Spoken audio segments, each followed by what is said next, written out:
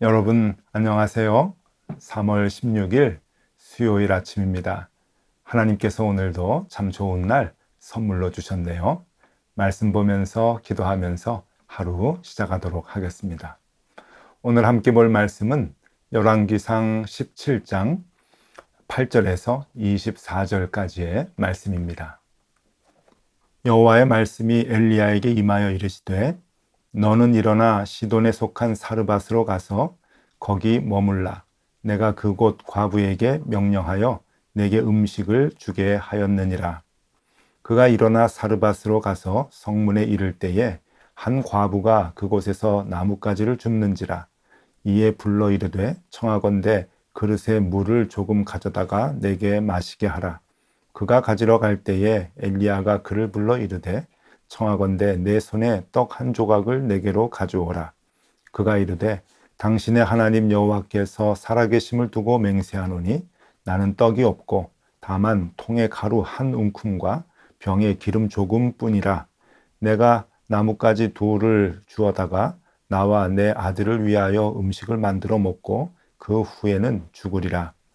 엘리야가 그에게 이르되 두려워하지 말고 가서 내 말대로 하려니와 먼저 그것으로 나를 위하여 작은 떡 한 개를 만들어 내게로 가져오고 그 후에 너와 내 아들을 위하여 만들라.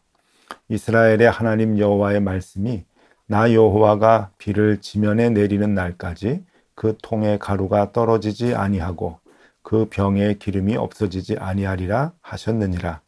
그가 가서 엘리야의 말대로 하였더니 그가 엘리야와 그의 식구가 여러 날 먹으나 여호와께서 엘리야를 통하여 하신 말씀같이 통에 가루가 떨어지지 아니하고 병에 기름이 없어지지 아니하니라.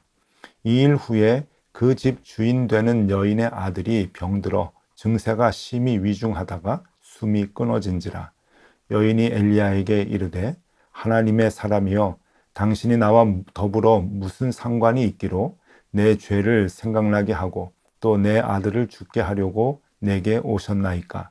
엘리야가 그에게 그의 아들을 달라 하여 그를 그 여인의 품에서 받아 안고 자기가 거처하는 다락에 올라가서 자기 침상에 누이고 여호와께 부르짖어 이르되 내 하나님 여호와여 주께서 또 내가 우거하는 집 과부에게 재앙을 내리사 그 아들이 죽게 하셨나이까 하고 그 아이 위에 몸을 3번 펴서 엎드리고 여호와께 부르짖어 이르되 내 하나님 여호와여 원하건대 이 아이의 혼으로 그의 몸에 돌아오게 하옵소서 하니 여호와께서 엘리야의 소리를 들으시고 그 아이의 혼이 몸에 돌아오고 살아난지라. 엘리야가 그 아이를 안고 다락에서 방으로 내려가서 그의 어머니에게 주며 이르되 보라 내 아들이 살아났느니라. 여인이 엘리야에게 이르되 내가 이제야 당신은 하나님의 사람이요 당신의 입에 있는 여호와의 말씀이 진실한 줄 아노라 하니라. 아멘. 네, 여러분 오늘은 그 유명한 사르밧 과부의 얘기를 우리가 이제 보게 됩니다. 우리 엘리야 선지자 이야기를 할 때마다 늘 우리가 접하게 되는 사르밧 과부의 이야기. 사르밧 과부가 엘리야를 잘 접대해서 그 어려운 기근의 때에 굶지 않고 살아나게 되고 또 죽은 아들이 살아나게 됐다라고 하는 것을 우리가 성경을 통해서 많이 알고 있죠. 오늘 이 의미가 무엇인가라고 하는 것을 우리가 좀 보고 또 기도의 제목을 찾으려고 합니다. 먼저 여러분들에게 좀 말씀드리고 싶은 것은 우리가 이 본문의 말씀을 가지고 좀 많은 그 오해를 좀 하게 됩니다. 그러니까 특별히 이것은 이제 목사님들 입장에서 사역자들 입장에서 교인들에게 조금 왜곡되게 좀 과장되게 해석을 해서 교회와 그 목사님들이 조금 그 유익을 얻게 되는 그러한 그 말씀이기도 하다라고 이제 여겨집니다. 그러니까 목사님들이 이용을 좀 많이 했다고 볼 수가 있죠. 그러니까 이렇게 해석을 하는 것이죠. 어떤 상황이든지 목회자들을 먼저 대접해라. 교회의 사역에 먼저 참여해라. 교회를 먼저 도와라. 그러면 힘들고 어려워도 가난하고 병들어도 하나님께서 그것을 고쳐주시고 회복시켜 주신다라고 해석들을 많이 해왔습니다. 사실 그렇게 해석을 많이 했죠. 그러니까 여호와 하나님께서 세우신 목회자들, 하나님이 세우신 일꾼들은 소중하다. 그들이 먼저 먹게 하고 그들이 먼저 편안하게 해드려야, 그래야 우리가 대접하는 그 손길이 복을 받게 된다라고 하는 그러한 그 말씀의 해석입니다. 한국 교회는 대체로 이렇게 말씀을 많이 해석을 이제 했고요. 또 저도 어려서부터 이 말씀에 대한 설교를 들을 때 그렇게 해석되는 그 말씀들을 참 자주 들어왔습니다. 그래서 하나님의 사람은 어떤 경우라도 먼저 대접해야 한다. 그래야 우리가 복을 받고 우리 교인들이 잘 살게 된다라고 하는 그러한 그 말씀의 해석을 참 많이 듣고 저도 이제 컸습니다. 그런데 여러분, 이 말씀은 그렇게 해석이 될 수 있는 말씀은 아니라고 여겨집니다. 물론 그렇게도, 그런 시각으로도 볼 수 있겠지만은, 여기에서 이 사르밧 과부가 나오게 되는 그 배경은 조금 다르다고 여겨집니다. 일단 여러분 지금 이 지도를 한번 좀 보시면은요, 이 지도에 보면은 이제 엘리야가 하나님의 명령에 따라서 움직였던 사역의 여정들이 이렇게 이제 화살표로 그려져 있습니다. 굉장히 넓은 지역을 정말 어찌해야 좋을지 모르는 그런 상황이지만 하나님의 말씀에 의지하여서 그냥 이렇게 다녔던 그러한 그 엘리야의 행적을 우리가 볼 수가 있습니다. 꽤 대단하죠. 자, 좀 빨갛게 동그라미를 쳐봤는데 오늘은 그릿 시내가에서 지금 그 사르밧이라고 하는 곳으로 이제 이동을 하게 됩니다. 하나님께서 가라, 거기에서 누구를 만나게 해주겠다라고 하면서 하나님의 인도하심이 있죠. 이 사르밧이라고 하는 것은 이스라엘 그 북쪽에 있는 그 시돈이라고 하는 그 나라의 지역입니다. 그러니까 이스라엘 땅이 아니죠. 시돈이고요. 이 시돈이라고 하는 것은 이 시돈 왕의 공주가 이세벨 아닙니까? 그 이세벨이 바알 신과 아세라 신을 가지고 북이스라엘로 아합 왕에게 시집을 온 사람인데, 그 사람이 나서 자란 곳이 바로 이 시돈 땅이고, 이 시돈 땅에 있는 한 작은 마을이 사르밧이라고 하는 겁니다. 그러니까 여러분, 여기는 하나님을 섬기는 지역이 아니라 바알 신을 섬겼던 지역이고, 그래서 이 사르밧 과부도 바알 신을 섬기는 신앙에 더 익숙했다고 볼 수가 있습니다. 그래서 오늘 엘리야 선지자하고 이렇게 이야기를 나누는 것을 보면은 특별히 12장에 당신의 하나님이라고 하는 그 표현을 씁니다. 12절 읽어드리면은요, 그가 이르되 당신의 하나님 여호와께서 살아계심을 두고 맹세하노니 나는 떡이 없고 다만 통에 가루 한 움큼과 병에 기름 조금뿐이라. 내가 나뭇가지 둘을 주어다가 나와 내 아들을 위하여 음식을 만들어 먹고 그 후에는 죽으리라. 네, 여기서 보면은 당신의 하나님, 그러니까 이 사르밧 과부는 여호와 하나님에 대한 이해가 없었던 것이죠.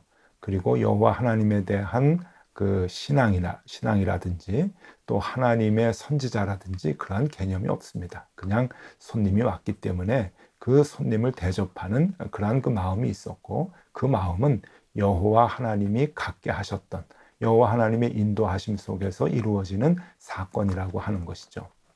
나중에 이 과부의 아들이 죽었을 때 이 아들을 살려주고 난 뒤에서야 이제 하나님을 인식하게 되고 그 하나님을 알게 되었다라고 과부는 말하죠. 성경에서 오늘 24절에서 이렇게 얘기해 줍니다. 여인이 엘리야에게 이르되 내가 이제야 당신은 하나님의 사람이요 당신의 입에 있는 여호와의 말씀이 진실한 줄 아노라 하니라. 예, 아들이 살아나고 난 뒤에, 그 능력을 보고 난 뒤에 엘리야 선지자에게 했던 고백입니다. 그러니까 엘리야를 대접한 것이 하나님의 사자를 대접해야 된다라고 하는 그 신앙으로 한 것은 아니다라고 하는 것이죠. 그러면 이 사르밧 과부가 엘리야 선지자를 대접한 것은 어떤 의미가 있는가?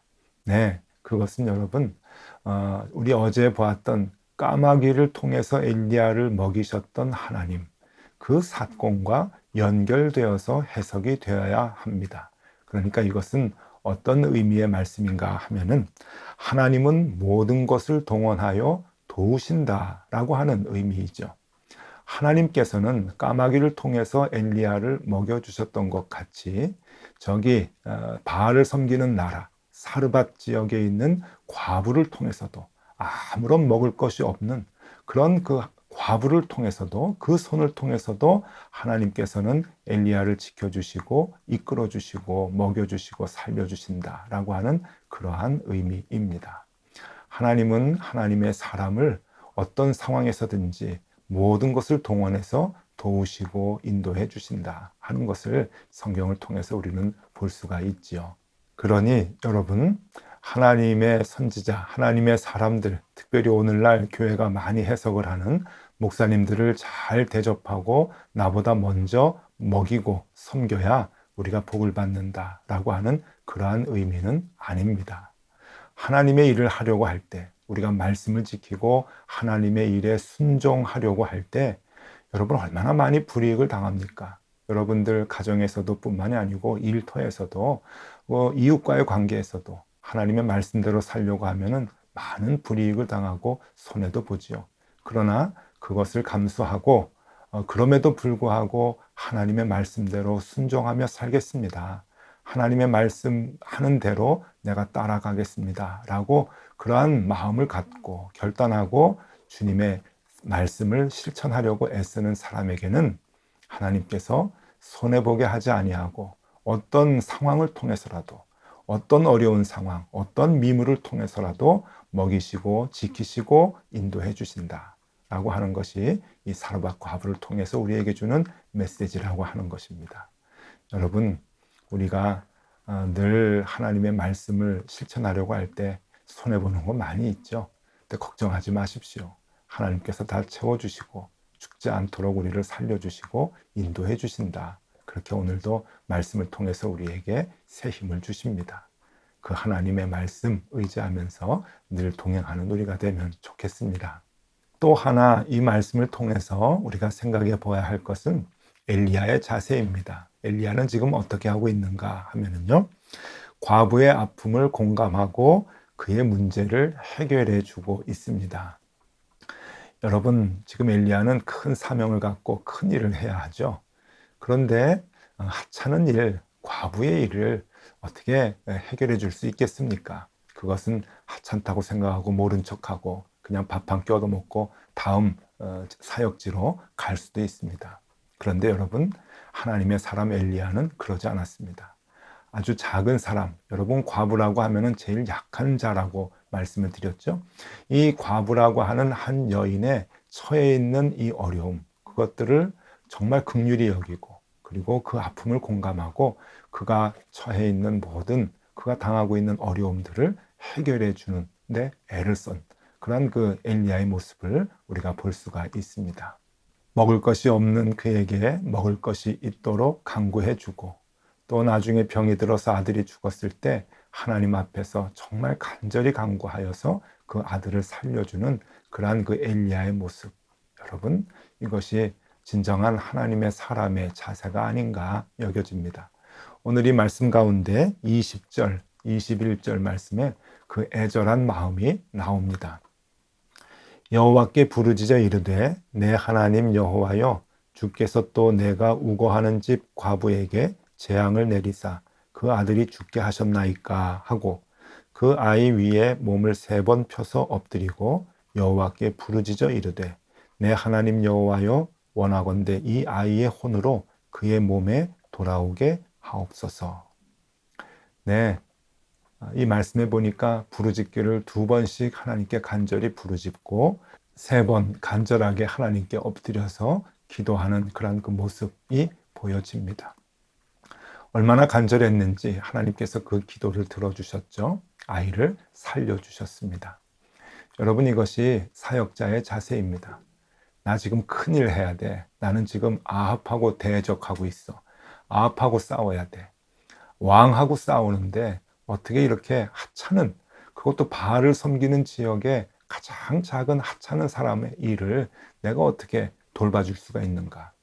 생각을 하고 다시 먼 길을 떠날 수가 있습니다.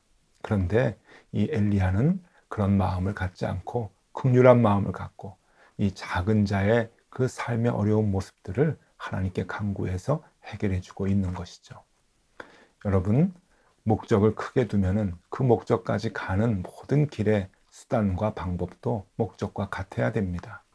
하나님의 나라를 위해서 일하는 사역자들은 이 오늘 작은 일에도 하나님의 나라가 성취되고 이루어질 수 있도록 작은 일, 그리고 이 작은 자에게도 똑같이 하나님의 은혜와 긍휼을 베풀 수 있어야 됩니다. 그것이 하나님의 사람들의 삶의 자세이죠. 예수님께서 그 길을 보여주셨습니다. 인류의 죄를 대속하시기 위해서 십자가에 못 박혀 돌아가실 때 우편에 있는 강도의 그 말을 귀담아 듣고 천국에서 기억하겠다 말씀하고 계십니다. 또 골고다 언덕을 십자가 지고 올라가실 때 여러분 우리가 잘 알죠? 구레네 시몬이 그 십자가를 대신 지고 갔을 때 하나님 그것을 다 기억해 주시고 그 가정을 축복해 주셨습니다. 베드로와 요한이 성전에 들어가서 하나님의 나라를 전파하려고 했을 때 성전 미문에 나면서부터 일어나지 못하는 장애인이 있었죠.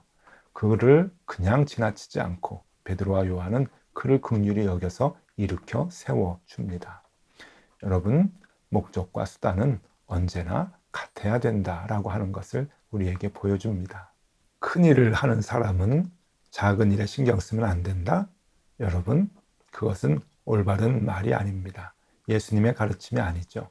큰 일을 하는 사람은 작은 일에도 작은 자 하나에게까지도 소중한 마음, 긍휼한 마음을 갖고 생활해야 된다라고 하는 것이죠. 엘리야가 오늘 사르밧 과부의 이야기를 통해서 우리에게 보여주는 메시지입니다. 네, 여러분 오늘 하루 생활하실 때 이 말씀에서 우리가 힘을 얻으면 좋겠습니다.